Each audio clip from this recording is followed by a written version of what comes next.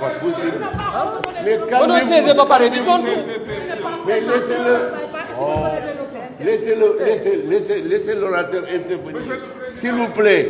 S'il vous plaît. Il n'y a pas de vice-président dans la salle. Il n'y a pas de Continuez. La séance.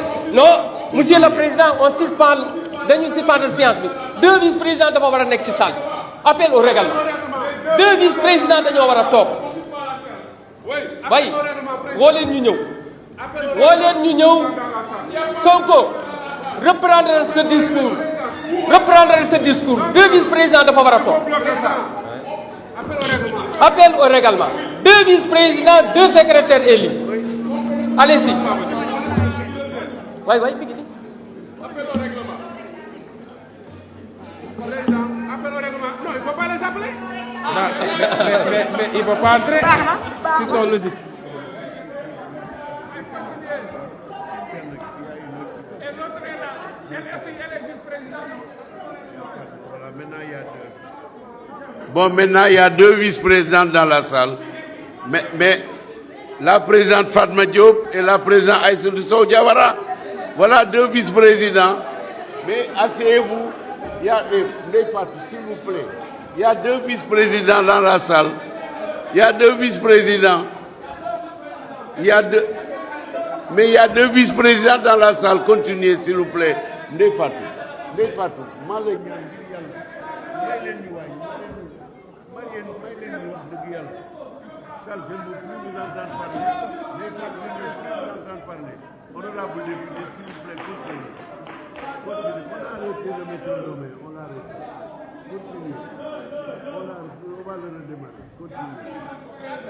Oui, mais asseyez-vous.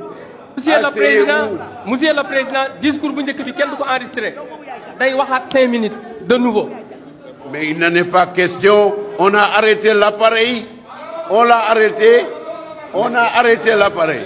Non, président. Président bu njëkk bi wala bu baaxul. Li mu Oui, mais waxoon bu njëkk maintenant qu'elle est là, la baaxul. séance va se dérouler. Mais ce n'est pas rétroactif, s'il vous plaît. Président. Il y a 2 vice-présidents. Maintenant, la règle est très claire. Non, bi muy wax ñaari vice-président. Allez, s'il vous plaît. Allez, s'il vous plaît. 5 minutes yu njëkk yi wala bu ñu def. Donc, il y a 5 minutes. Il y a 5 minutes. Il n'est pas valable. Monsieur le Président. Il y a 5 minutes.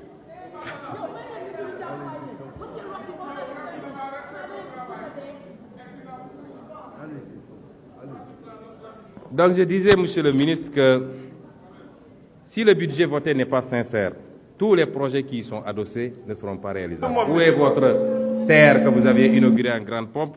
Dites-moi où se trouve votre building administratif.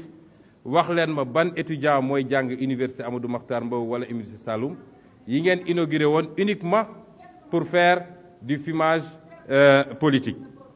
Li am ba am mooy deuxième facteur, c'est les mauvaises performances de l'administration fiscale. Wax naa léegi dañ ko politiser à l'extrême. Dans ce pays, on n'encourage que la tortuosité et la contre-performance. Une administration qui enchaîne 2-3 années de gap de plus de 100 milliards, ba pare, on peut promouvoir qu'il faut ne woon jox ko caisse de dépôt consignation après l'avoir donné au petit frère qui a fait n'importe quoi.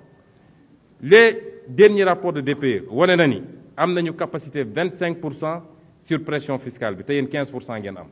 Foofu la seen problème nekk te mënu leen ko def. Et vous voulez toujours reporter tout sur les populations.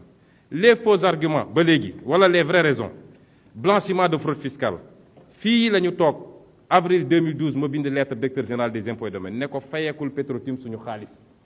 Taxe de plus-value bi ñu waroon fayeeku ci gannaaw bi ñu defee seen i maguy diggante président rakkam ak Aly Ngouille Ndiaye ak Franck Timis mais loolu ñàkk nañ ko mais suñu demee ba di jaay di spéculer ngeen war a fayeeku taxe de plus-value. Vous êtes inspecteur des impôts, vous savez ce que je dis.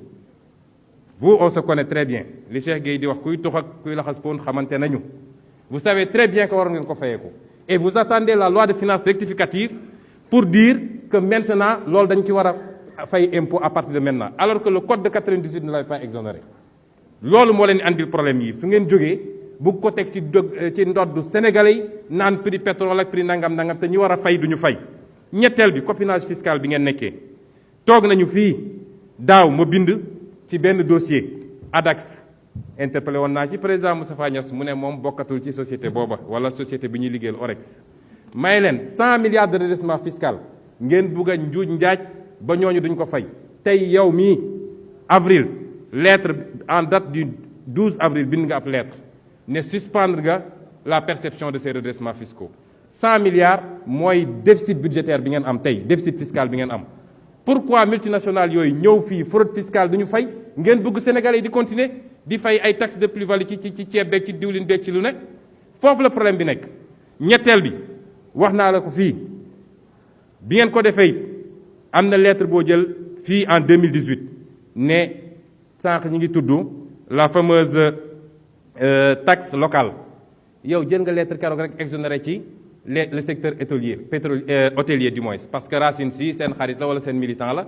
te day def lobbying nu ngeen buggee réew mi vous outrepassez vos propres compétences ñii di génn fii ci assemblée nationale bi xamuñu ni la loi fiscale est du domaine exclusif de l'assemblée nationale ministre amul droit daal di effacer dette fiscale et vous prenez vous des documents pour effacer la dette fiscale ayez le courage de dire la vérité aux Sénégalais seen cuune seen ñàkk bën ak seen ñàkk patriotisme ak dëng gi ngeen jiital ci seen gouvernance moo andi problème yi ci Sénégal et les Sénégalais vont souffrir parce que vous êtes incompétents mais les Sénégalais vont souffrir parce que cette frange du peuple pàccu Sénégal boobu bi nga xam ne xaalis bi ngeen di doon jëlee ci ñoom timis ak ñoom ñeneen ak ñeneen di ko jox ay 25 000 ak 20 000 pour ñu voter leen ñooy doon les premières victimes de lii réew tappale du ko defar réew jub ak liggéey moo koy defar je vous remercie. Je vous remercie. La parole est à notre collègue Aïssatou Sabara.